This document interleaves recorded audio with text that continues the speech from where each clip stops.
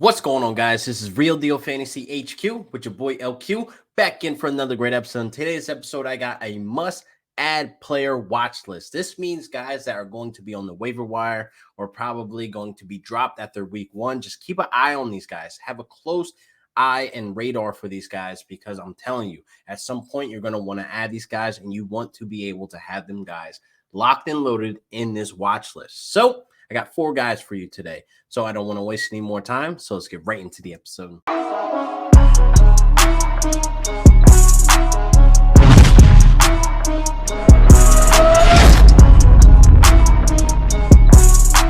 Hey, make sure you guys hit the link in the bio for the RDF HQ merch, the hottest merch out there for the fantasy football players.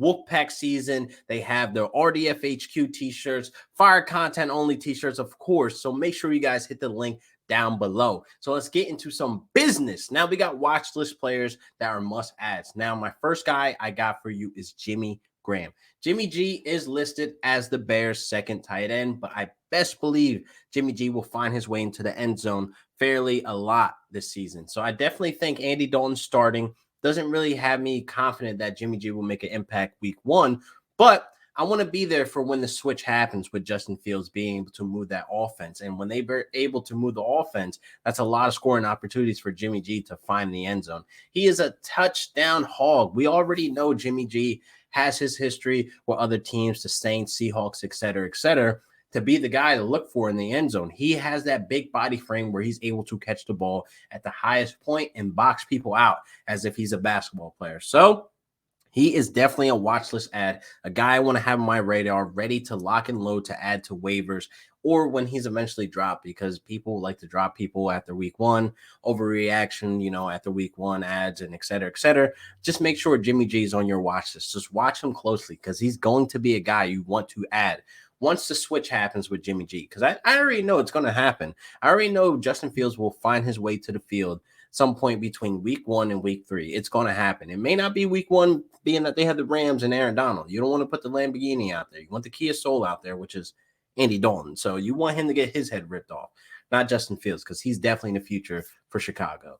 So next up, I got Gio Bernard. He's definitely the guy you want to have on your watch list. You want to keep your eyes glued to him, especially after this week 1 matchup against Dallas. Now, Gio Bernard carved out a role as the pass catcher. That's obvious why he was signed, to basically be the James White to Tom Brady. Now, we already know Fournette and Ronald Jones are there, but those guys are not going to be the pass catchers, even though Fournette can do the role, but I think he's more of the pure runner now. He's going to be competing with Jones, and we already know Jones is Butterfinger, so he's not the pass catcher. So I think Tom Brady has his James White, where he has the trust in Gio Bernard for the checkdowns and screens and et cetera.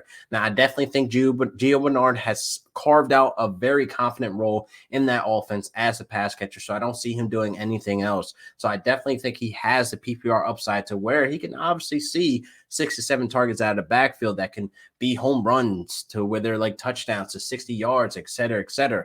He can have some big weeks for you, so I definitely want you to have him locked and loaded on this watch list to be able to put up some big points when you have a running back that goes down or if he's on bye. Gio Bernard has always been that guy I could rely on for a week that I have a running back down or on bye week. So Gio Bernard is definitely a must-add watch list. Next up, I got Kahlil Hill, the Packers running back rookie, coming in hot. The last preseason game is really what I took notice that I was like, wow, this guy is electric. Hitting the holes, having the vision. He just overall looked it better than Dylan that game. I don't know what it was. I don't want to say that he'll be the backup to Aaron Jones this season, but I definitely want him on your radar. He's definitely on a lot of my watch lists. I'm not saying to go stash him or go trade for him, et cetera. Adding on waivers right now, just have him on your watch list. Keep your eyes very close about how that backfield is being split up between Dylan and Hill. So I definitely think Aaron Jones has that locked up. We already know he's the number 1. We don't need to worry about Dylan overleaping Jones or Kahlil Hill overleaping Hill overleaping Dylan, et cetera. What I'm saying is Kahlil Hill put enough on tape to where I can add him to a watch list where he definitely earned the right of those touches. I definitely think the Packers are obviously going to be in a lot of scoring opportunities. So if Hill can end up popping off somewhere in that red zone, having his head on the swivel, catching passes out of backfield, et cetera. Kahlil Hill is definitely a guy you need to have on your watch list, being that He's on the Packers offense. They're a high scoring team. I definitely think Aaron Rodgers is the difference maker of why you should be adding any of these running backs. So I definitely think Kahlil Hill is the future. So that's something to watch for the next couple of years of his role in that backfield. If he ends up leaping Dylan, or if Dylan ends up securing that second spot. So we will see. Time will tell. But for right now, he's definitely on my watch list. Kahlil Hill is a must add. Next up, I got Randall Cobb. I quietly been adding him to a lot of my watch lists across my leagues, only because of the prior history he has with Aaron Rodgers. And Aaron Rodgers is very happy that he is back. The chemistry is there, the timing, the hand motion, the head signals, everything he was saying that he wants in a wide receiver, that is there for Randall Cobb. Him knowing the tendencies that Aaron Rodgers has, like I said, from the head movement and the hand motions, et cetera, et cetera. So I definitely think a very cheap and reliable slot receiver like Randall Cobb, he definitely packs a punch to easily be the second wide receiver to demand those targets. We already know it's Devontae Adams City when it comes to the large chunk of those targets. But being that Randall Cobb is there, having the history with him, I think he has a leg up on MVS and Alan Lazard and the rest of those guys, Amari Rodgers, et cetera, et cetera. He comes in with trust. Aaron Rodgers trusts Randall Cobb. That's where I'm going with it. So I definitely think him adding to my watch list, it's a no-brainer here, people. I definitely think a slot receiver, the mismatches, the prior history, et cetera, Randall Cobb can have some big weeks. It can possibly be. He's your wide receiver 4 or 5, if anything, when you do add him eventually to your roster. So don't be surprised if he comes out swinging the first couple of weeks. Not saying he's going to be healthy an entire season, but he's on my watch list for when that happens, where he stays consistent for a week or two.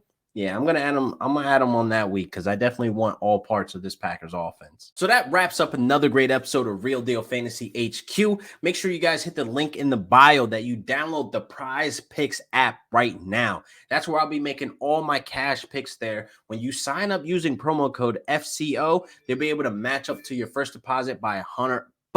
Go do it now. And I'll see you guys next week for another great episode of Real Deal Fantasy HQ with your boy LQ. Peace.